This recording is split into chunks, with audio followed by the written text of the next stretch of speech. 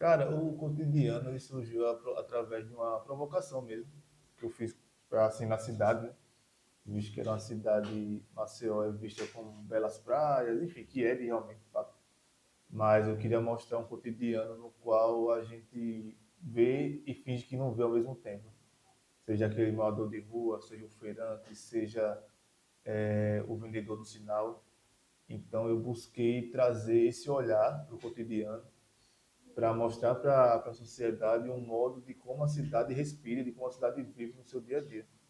Então foi através disso que eu busquei sempre mostrar diariamente esse movimento da cidade, né? Seja o movimento da feira, no centro de Maceió. E com o tempo ela foi migrando para outro caminho, no qual eu não sabia que ia migrar, que foi o caminho da mineração, né? De mostrar essa situação dos bairros. Hoje, o cotidiano, você abre a página do Instagram, é mais coisa da Braskem, né? Dizendo o que ela fez, do que coisas que eu fazia no sentido de feira, pesca, visto que o cotidiano, esse crime que vem ocorrendo é o cotidiano da cidade, né? A gente não pode deixar de lado que Maceió é massa, respira a praia, mas tipo, a mineração está no nosso cotidiano, né? Não há dinheiro que pague. Vejo no rosto das tias meus manos indo embora no lugar onde era cria. Como vai ser todo dia acordar sem esse bom dia? E o mercadinho da Dona Maria e o pão de cada dia se muda e começa do zero. Pro sistema tá tudo normal, eles querem dinheiro e nós nada é sério. Não tem dinheiro que pague o convívio daqui. Amizade dos irmãos, mó valor, consideração. Deixa um salve, saúde de verdade. Longe da quebra querida, meu mano, é claro que bate saudade. E as resenhas até tarde, se eternize nessa canção. Lugares que nunca serão esquecidos. Rua Almirante Barroso, Rua Albuquerque Lins, Cafumbá, Santa Rita, Rua Goiás, Gruta do Padre, Grota do Calango, Cuscuz, Morro do Morcego, Rua Portugal Ramalho e Arnon de Melo ficaram pra sempre na história.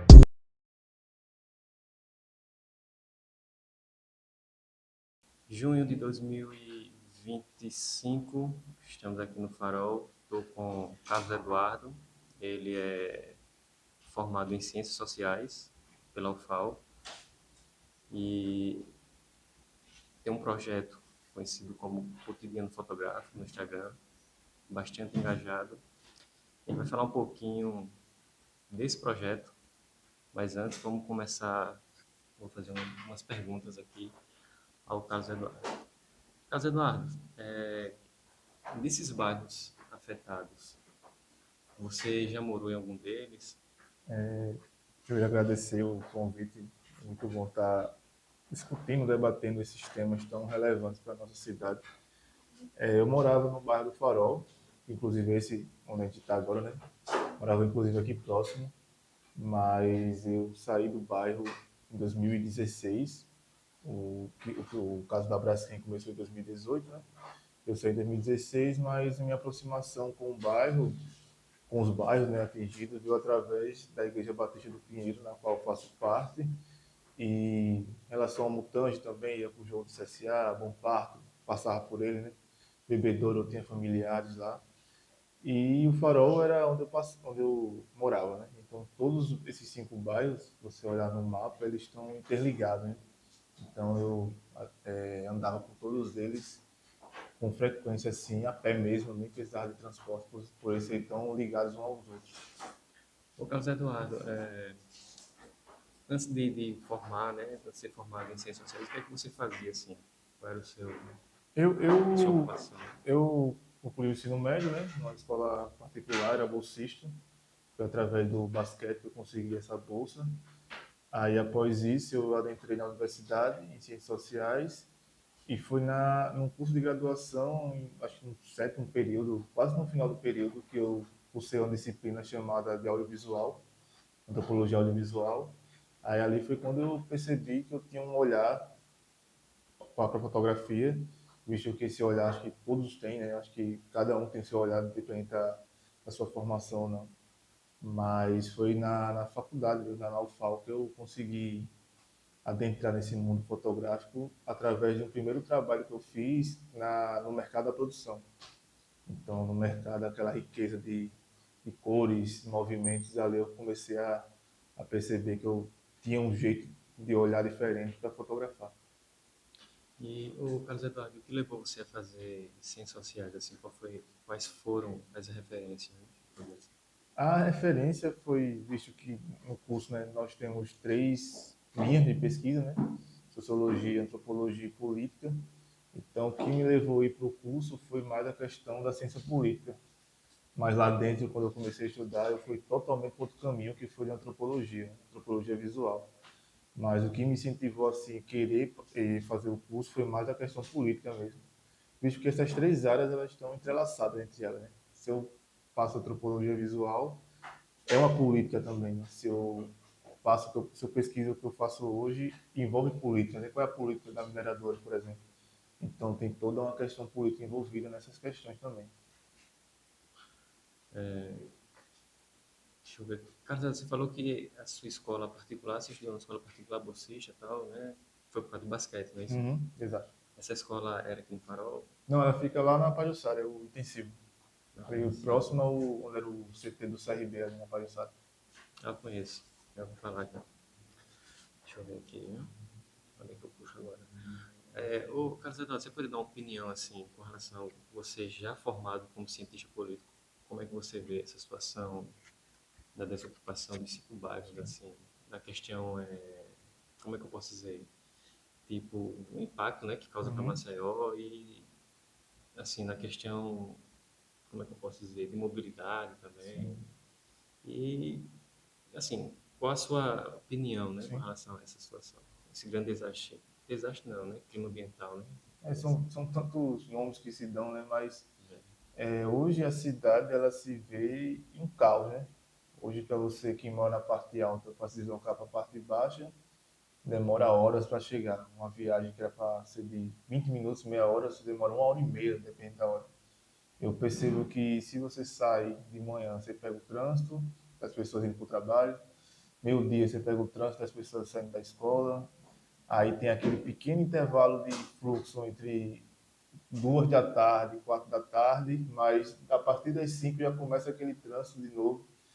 Então, tudo que ela fez nessa desocupação dos bairros, né, dessa expulsão, né, que acho que é um nome muito preciso, fez com que a cidade toda fosse afetada, fosse atingida. Né? Não foi só 5 bairros, mas sim toda Maceió ela foi atingida. Não importa se você mora na Ponta Verde ou no Bio. Você foi afetado de alguma maneira, assim, na questão de mobilidade. Porque, por exemplo, se sua empregada, você mora na Ponta Verde, se sua empregada mora no Bio, ela vai ter que acordar mais cedo para chegar lá na hora que ela trabalha. Né? Então, tem toda essa questão também das pessoas acordarem ainda mais cedo para pegar o transporte, para chegar na hora certa no trabalho, visto por conta disso, dessa fechamento de várias ruas, né, na região do Pinheiro.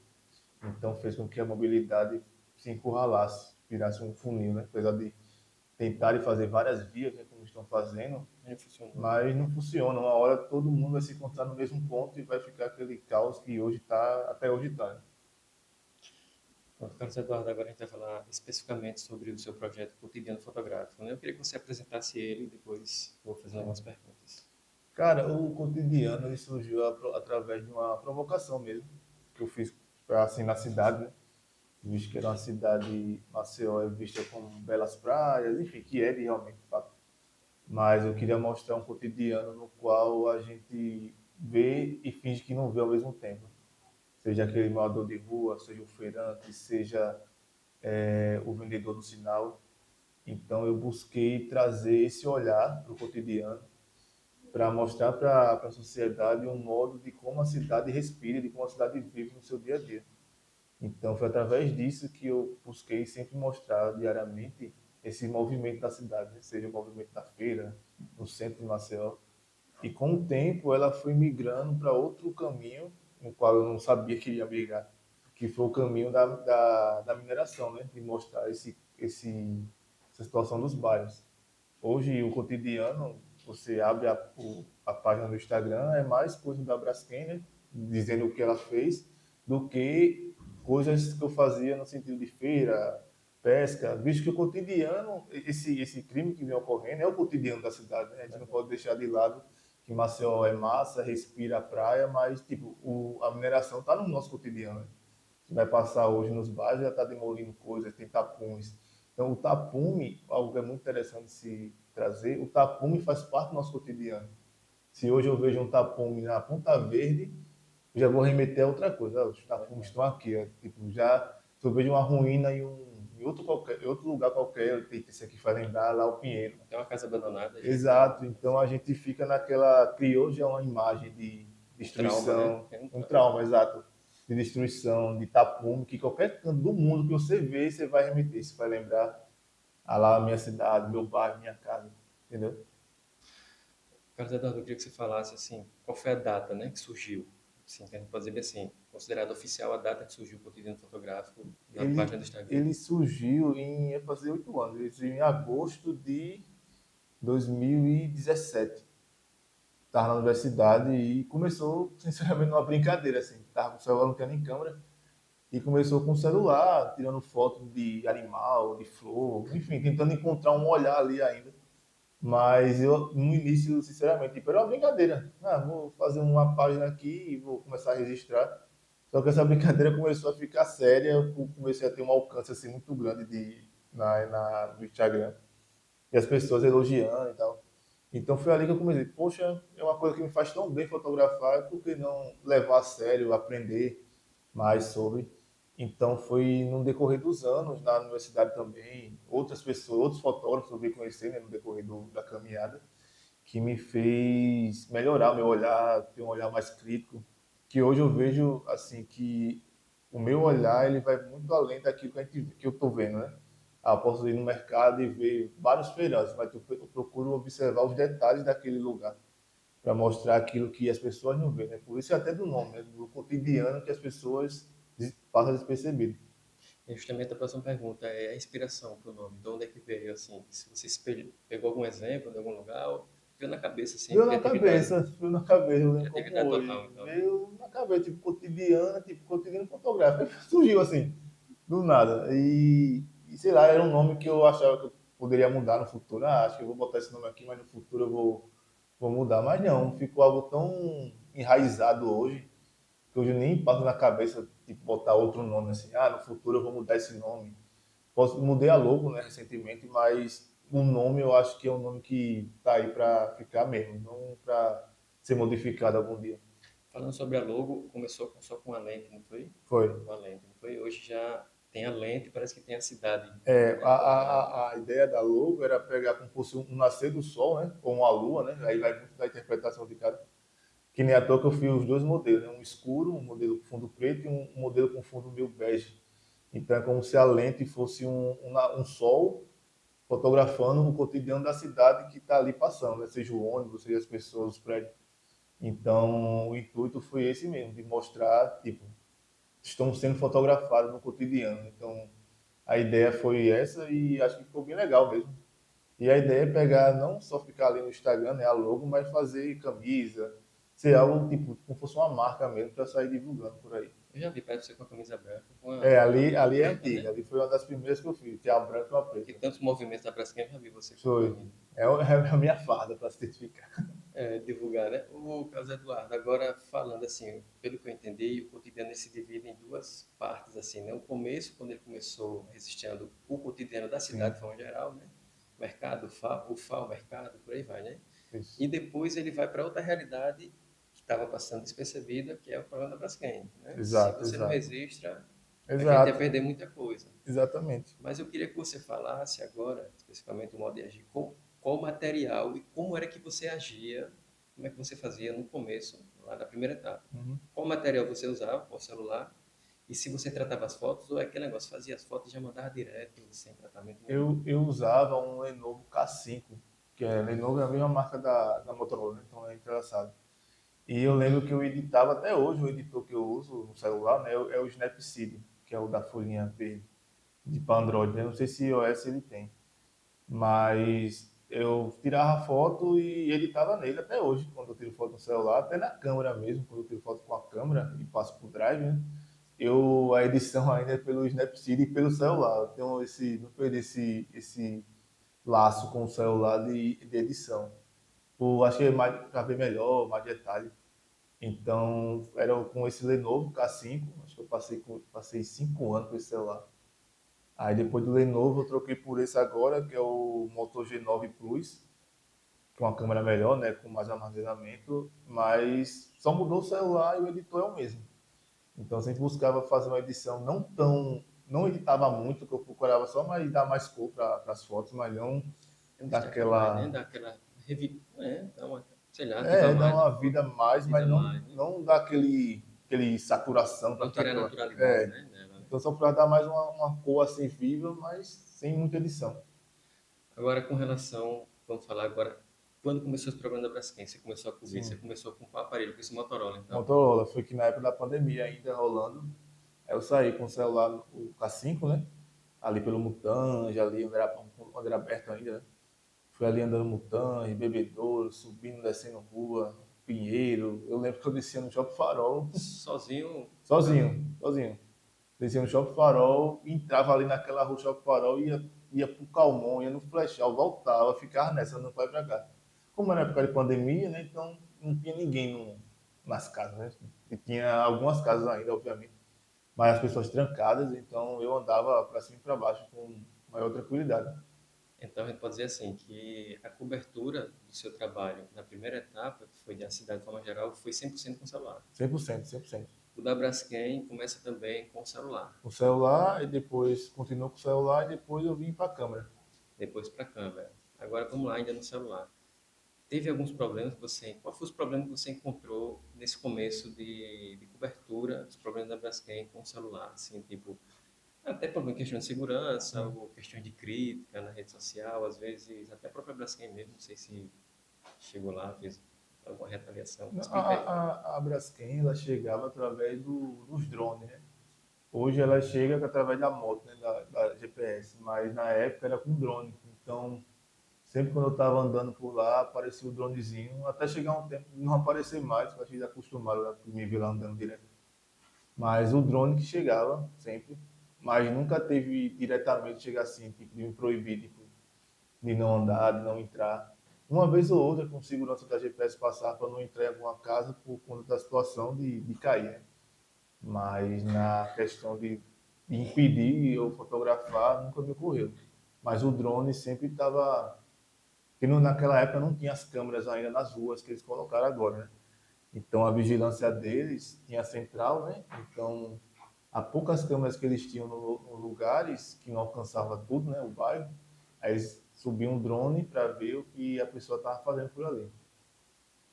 Mas, assim, com relação ao assalto, Não, né, nunca me aconteceu não. Foi sempre muito tranquilo, apesar de estar sozinho nunca e aconteceu nada, entrando né? muita casa, muito beco, viela, assim, nunca me ocorreu de eu temer assim, tá, ou ser roubado ou assaltado assim. Muito tranquilo. Eduardo, qual era o seu foco quando você chegava no local? Era um registro histórico ou era aquele registro, assim, o abandono, a tristeza? Você focava em quê, assim, ou tudo? Ou se você tinha outra coisa que eu não falei aqui? Quando, Seu foco. quando, quando eu chegava assim, eu procurava analisar o cenário, né, da casa, né? Geralmente, quando eu adentrava em alguma casa, o meu primeiro impacto era com algum móvel que tinha deixado lá, principalmente sofá. Então, eu procurava andar pela casa, né, pelas ruínas, e fotografar mais aquelas coisas que ficaram para trás, né? Tipo, se é sofá, guarda-roupa, cadeira, os objetos, no modo geral, né? Então, fazer esse olhar focado nessas coisas e tentar fazer um olhar mais amplo, né? Tipo, de uma casa em ruínas. Então, sempre buscava, até hoje, né, nas poucas casas que tem, e da fachada também. Eu achava assim, importante tirar foto da fachada para fazer esse trabalho que eu faço hoje de antes e depois. Então, sempre precisa fazer um olhar de dentro para fora, para mostrar como era a casa e de como eram as ruínas que ficaram. Eduardo, você trabalha com reserva, assim, tipo, em jornalismo a gente fala aquela matéria de gaveta, né? Mas, assim, você tem aquela foto, assim, as fotos que eu digo assim, "Não, essa daqui vai causar muito impacto, eu ainda não publiquei, essa é pronta do Sim, Mutange, lá do CSA, alguma coisa. Você tem essas fotos assim guardadas ou não? Tudo que você pega já manda logo. tem. Ah, Então tem muita coisa bem por tanta aí, coisa então, né? que está guardada. Eu tenho um projeto são dois, na verdade, que eu não botei ainda para. Postei, né? Que o primeiro é de objetos, focado só em objetos que as famílias deixaram, e o outro é de fachada das casas, principalmente aquelas fachadas de casa que era colorida, né, com a cerâmica colorida. Porque desde o interior, eu via, não interior, mas as pessoas mais humildes, né, tinha aquela percepção de guardar o dinheirinho o ano todinho para chegar no final do ano, reformar a casa, mudar o piso, enfim. E muitas casas ali em Bebedouro, principalmente, tinha essa percepção, sabe? Você notava do quanto o suor teve ali naquela construção e da toda a boniteza da casa. Então, eu sempre procurei tirar fotos das fachadas para, no futuro, postar, fazendo uma temática a respeito das fachadas das casas, né? Então, são esses dois projetos, mas tem muita coisa assim que eu nunca postei, que está lá guardado. Se quiser Muita coisa mesmo. publicar, pensa em publicar, não. Pensa, pensa em não só publicar no Instagram, mas também fazer livro também a respeito. Eduardo, tem algum local desse que você falava assim, poxa, que chamava mais atenção, vamos supor, um Tanjo, um Bebedouro, ou Farol mesmo, ou Bom Parto?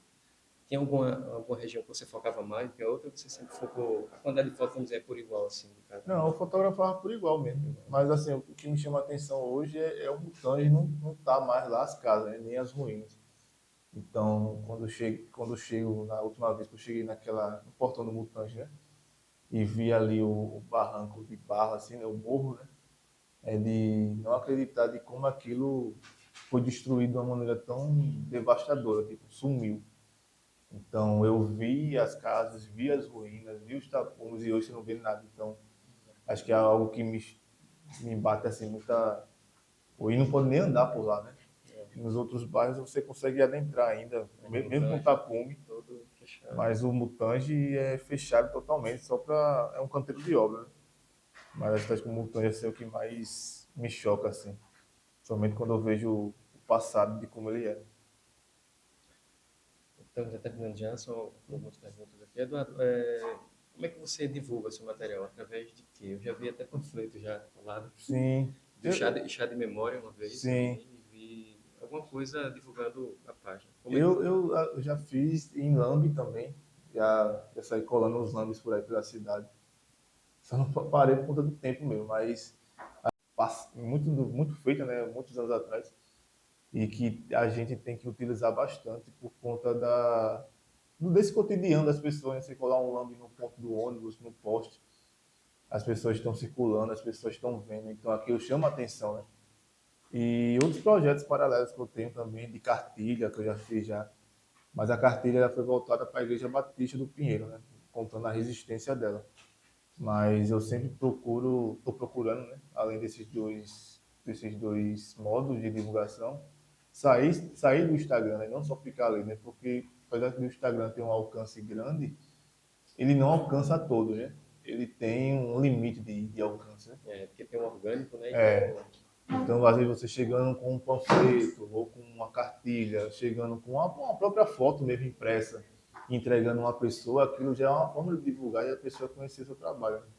Então, eu sempre estou buscando, né, sair desse virtual e mais ter uma entrega para a sociedade de modo geral, de Lambe também, né? Acho que o Lambe eu acho que é uma ideia que eu estou procurando voltar, porque a vida é tão corrida e as pessoas às vezes não. Eu vejo muito um lambe que eu vejo muito é daquele da cartomante. Todo canto tem aquele lambe do cartomante. E eu fico, pô, velho, colar um Empréstimo lambe. também, né? É empréstimo, eu fico, pô, colar um lambe ali na UFAL, principalmente. Na época eu colei na UFAL bastante. Então eu acho que é importante ter essa divulgação, até nas plaquinhas que eu coloquei nas estátuas na praia, para chamar a atenção. Então são ideias que eu fiz no passado que eu acho que se eu voltar a fazer de novo, tem uma repercussão maior, porque as pessoas vão conhecer já quem é a Braskem. Não vai ser algo estranho de se ler e de se ver. Mas eu acho fundamental voltar a fazer essa divulgação, né? Chamar a atenção, principalmente do turista, né? Que vem de fora e acha que ela é a sustentável, enfim. Eu acho que era a estátua do Graciliano Ramos. Né? A Braskem se cala, a justiça se A cala. cadeira também, a cadeira gigante eu fiz. Na cadeira eu não fiz, não. A ideia da cadeira é ousada de eu fazer. Aí pode. Você falou, O primário sobre a faixa, não foi? O primário pode se acionar aí na cadeira. Cadu, explica aí, assim, diz aí se você pretende expandir o projeto, né? Assim, para o YouTube, alguma coisa, entrevista. Ou pretende ficar só no Instagram mesmo? penso em fazer um mini doc com falas de moradores, sabe? Boa ideia. Eu acho que é fundamental ouvir essas pessoas. Então, eu tenho um material já grande já de vídeo, né? Eu acho que é mais a questão de edição mesmo, de juntar esse material e ver como montar. Mas a ideia é sair um pouquinho do. Sair não, né? Tipo, migrar também, né? Fazer essa ligação do YouTube com o Instagram. Penúltima pergunta é, Cadu, fala aí sobre o livro, né? De onde é que veio a ideia, de onde você conseguiu recursos, como foi fazer o livro aí, selecionar as Sim. fotos. O livro ele foi lançado ano passado, né? 2024. Ele teve a curadoria do Jorge Vieira. Então, são 4 fotógrafos, né? Eu, Ana Paula, Josiane e Rafael. 4 fotógrafos que já iam nas regiões fotografar bastante. E quando a gente teve a oportunidade da lei Paulo Gustavo, a gente lançou, né? Escreveu o projeto, aí foi aprovado e saiu, né? A gente lançou ele na Casa IBP, lá no Pinheiro, ano passado. E foi uma ampla divulgação, porque foi o primeiro fotolivro que narra, né, a história. Apesar de todos os trabalhos acadêmicos que tem, mas de fotografia, esse é o primeiro livro que foi lançado.